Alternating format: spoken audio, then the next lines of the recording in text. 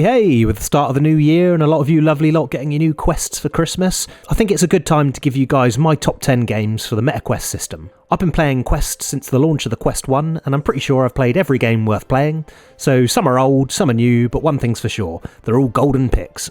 Bear in mind that this is my selection and my tastes are likely to differ from yours. For instance, expect lots of shooters at the top end, as that's just what I'm mostly into. One of the factors for me is also polish. I love well-optimised games that feel buttery smooth to experience.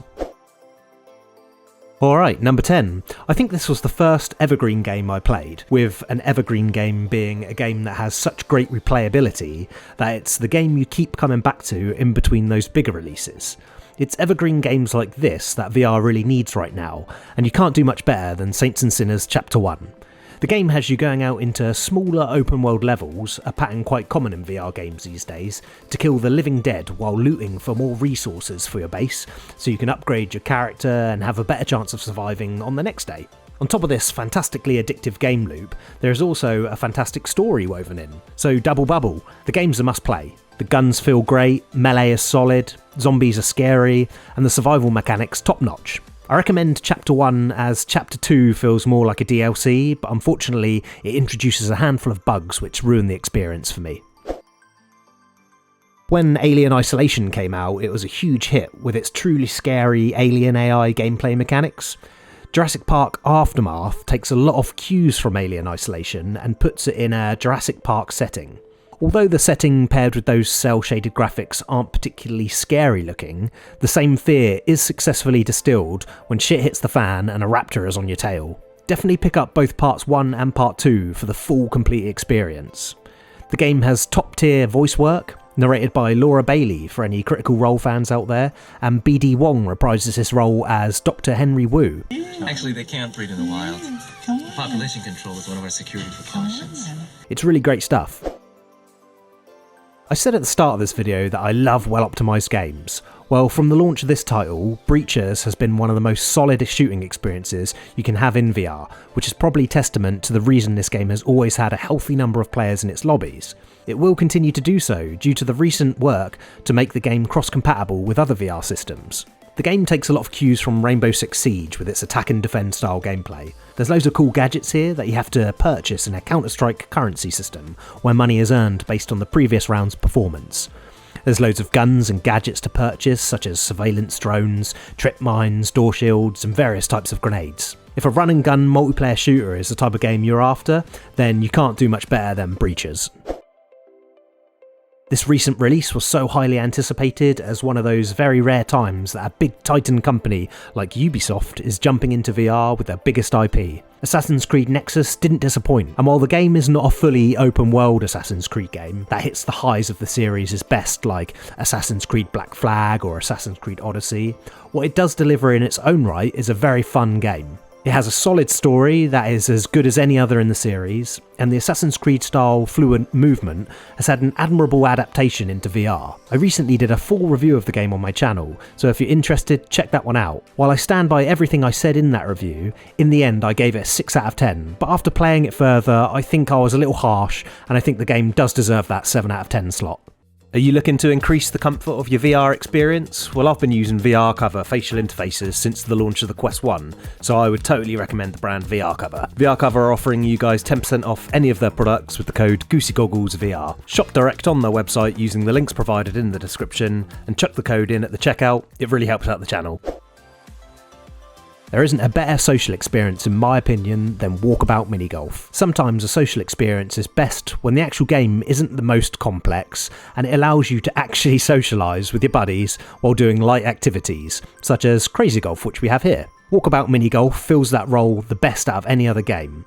All the physics are top notch, it never bugs out, and each course won't fail to surprise and delight you. The game has had constant support since its launch, and by this point there are so many extra DLC levels that cost a couple of extra quid each that there is a level for everyone. My favourite is a maze and castle level based on Jim Henson's Labyrinth movie starring David Bowie.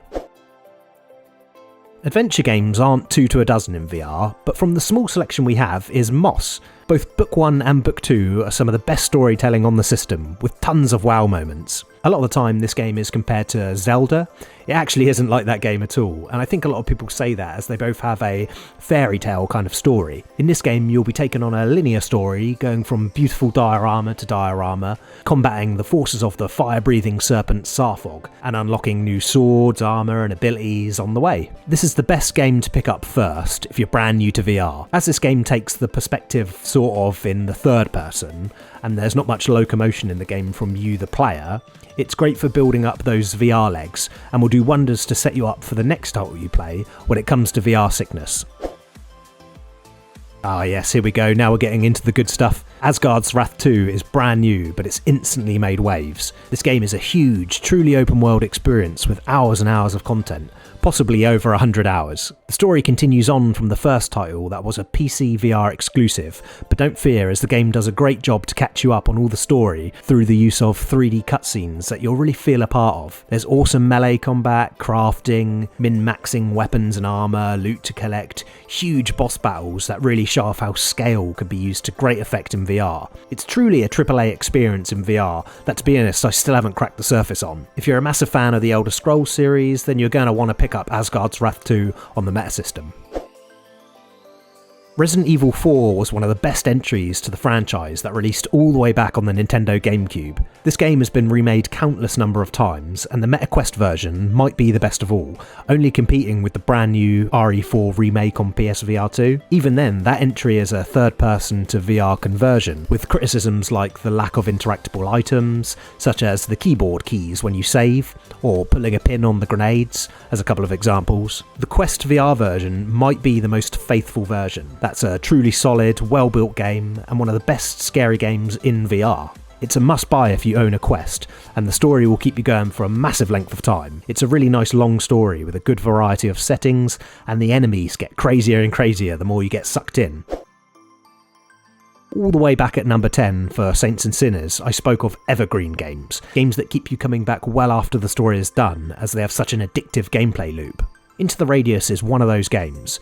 This is a fully solo experience that has you jumping into large maps that ooze with eeriness and sometimes terrifying atmosphere. The survival elements are light. You only really have to worry about health and stamina. A survival aspect that more shines here is the amount of ammo you bring and what guns you take out into the Radius. Load up with an M4, a few clips and a sexy silenced Glock, and think you're kitted? Go out into the Radius and watch how you come back with your tail between your legs, gripping onto dear life. I love Into the Radius. It's a truly solid solo experience that's beautifully optimised and has tons and tons of hours of gameplay to enjoy.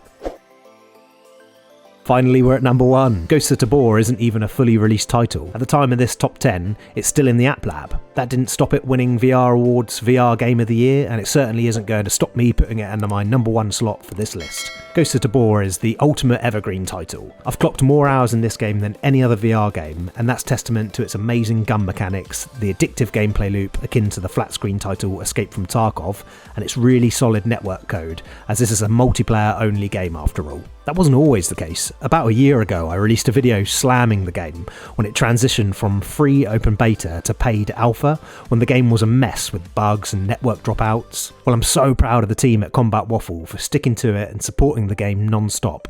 Right now, the game is super solid and so fun to play. Even though this is a multiplayer experience, much like Into the Radius, amazing stories are told when you earn your loot, like a new gun or armour, as you have to physically go out and earn them through skill. I have tons of guns in my base that I'll never touch again. I could never take them out back into a lobby, as I know exactly how I earned that gun and the amazing story that came with it, and wouldn't forgive myself if I lost them.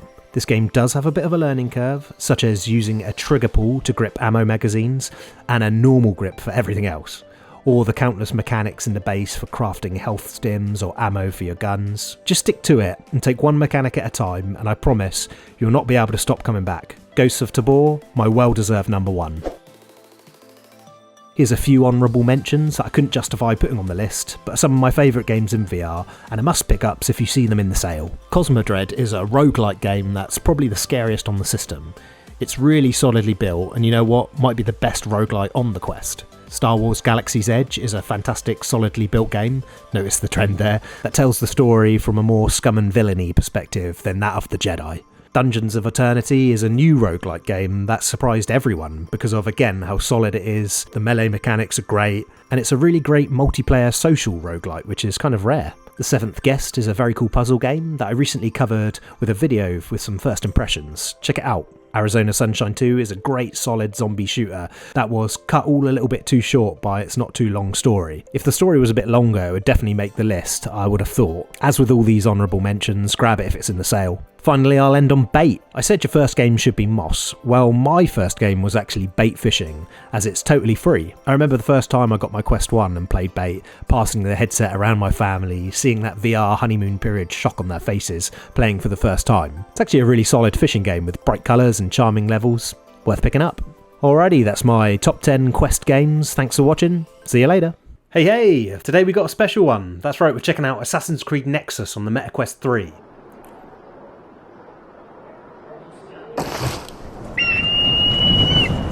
First up, I wanted to control our expectations going into this review. Assassin's Creed Nexus is not the perfectly polished golden child, and I don't even think it's the best VR game on the